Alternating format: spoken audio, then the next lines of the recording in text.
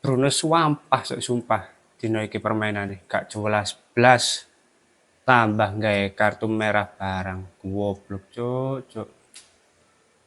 Aku iki sedina wis pegel akeh penggawean delok bal-balan golek hiburan maine gak jelas kabeh taek kok. Tapi asli swampah Bruno lur dino iki lur swampah sumpah welek maine wis elek-elek Bruno wis temen welek iki mau.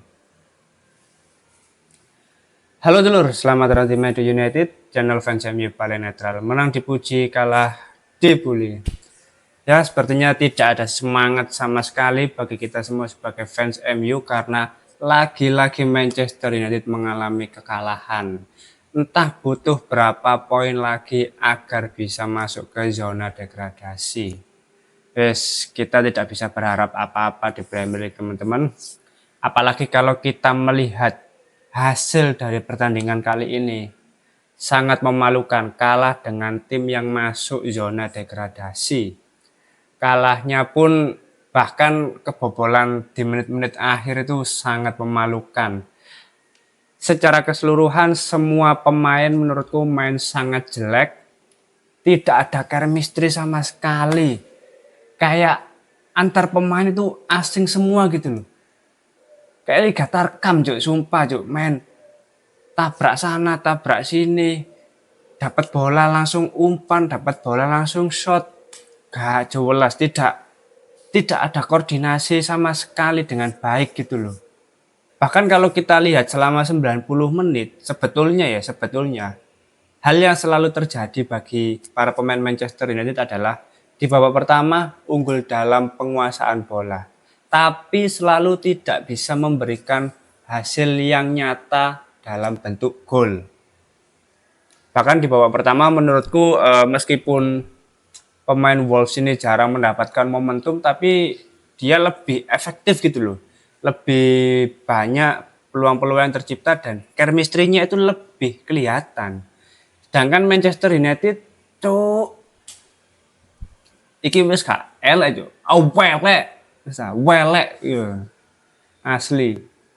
Bahkan sekelas Ahmad pun apa ya? Aku nggak tahu ya apa yang terjadi dengan Ahmad, tapi belakangan ini dia mulai maruk gitu loh, mulai agak maruk gitu loh. Lebih memilih untuk melakukan shot daripada umpan ke Højlund dan terlihat jelas ya tadi ya sempat ada cekcok yang kembali terulang antara Rasmus Højlund dengan Amad Diallo. Ya karena itu aku jadi kasihan dengan striker kita ya Rasmus Højlund ya. Terus di babak kedua tambah cuk atraksi Bruno gatel wong goblok iki cuk. Wis ngerti kon iku kapten. Gak iso ndongkrak moral para pemain, gak iso membangkitkan semangat para pemain. Wis kena kartu kuning. Sik gawe pelanggaran mana cuk ya Allah cuk. Dan terlihat jelas ya setelah Bruno kartu merah, waduh, selesai permainan Manchester United. Sekarang mari kita lihat ya, mengapa dan siapa saja yang memiliki peran sangat besar dalam kekalahan Manchester United kali ini. Ya sebetulnya secara keseluruhan, tapi memang ada pemain-pemain kunci yang memegang peranan paling besar dalam faktor kekalahan kali ini. Yang pertama Andre Onana ya. Nah, kita lihat Andre Onana ini sebetulnya kalau secara skor memang buruk karena dia kebobolan 2 gol. Tapi kebobolan ini bukan murni salah Onana menurutku. Di sini kita harus bisa lebih objektif ya.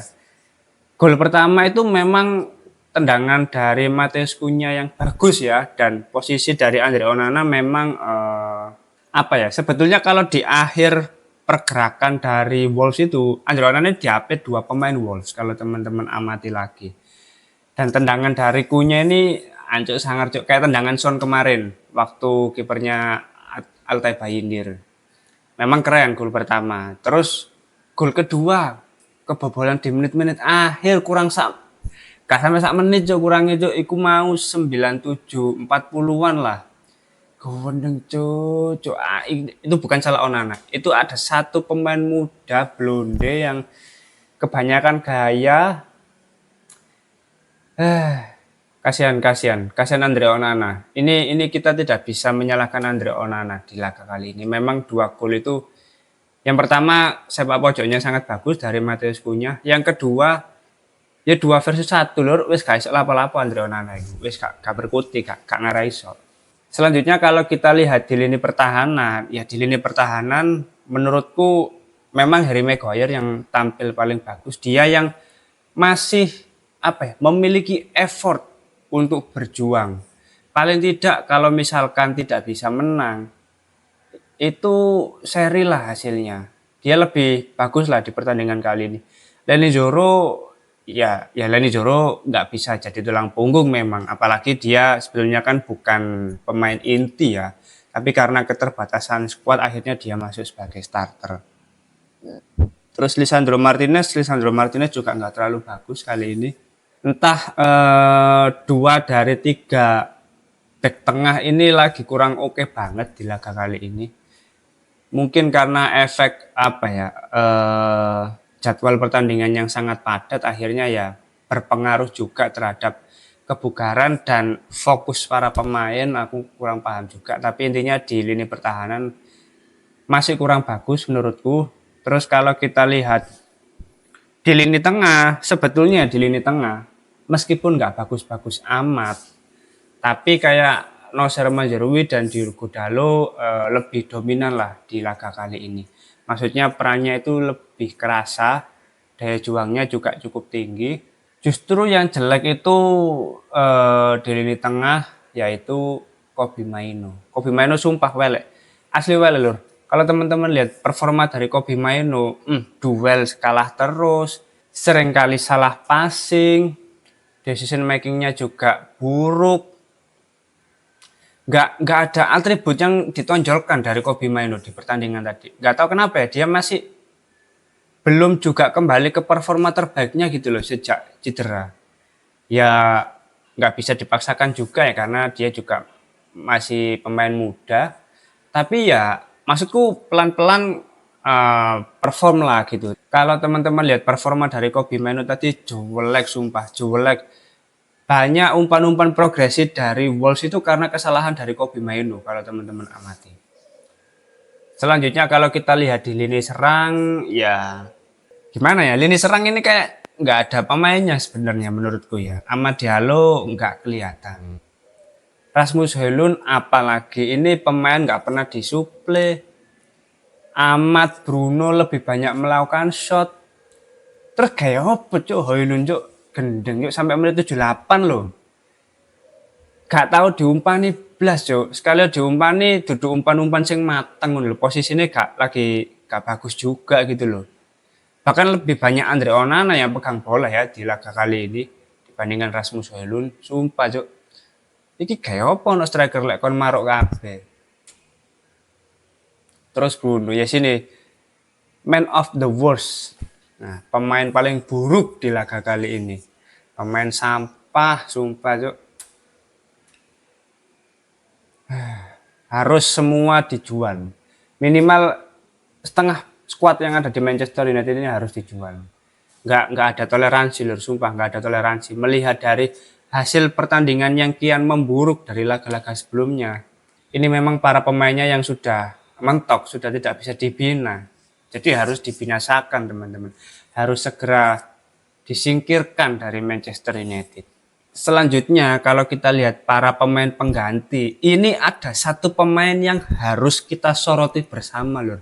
Dan penampilannya yang memukau itu menyebabkan Wolves bisa mencetak gol kedua di menit-menit akhir. Yaitu sang pemuda asal Argentina, blonde gendeng gitu. Garnacho gene goblok, cone congok wes iku. Kok iso-iso kan niku wis on possession. Body balance gak ono, kerebut titik langsung klesetan nak lapangan.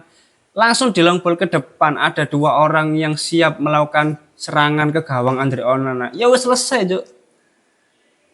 Coba Garnacho iso dribbling. Lek gak ngono passing lah ndek koncone. Mesti juk. Pancet ae gak berubah.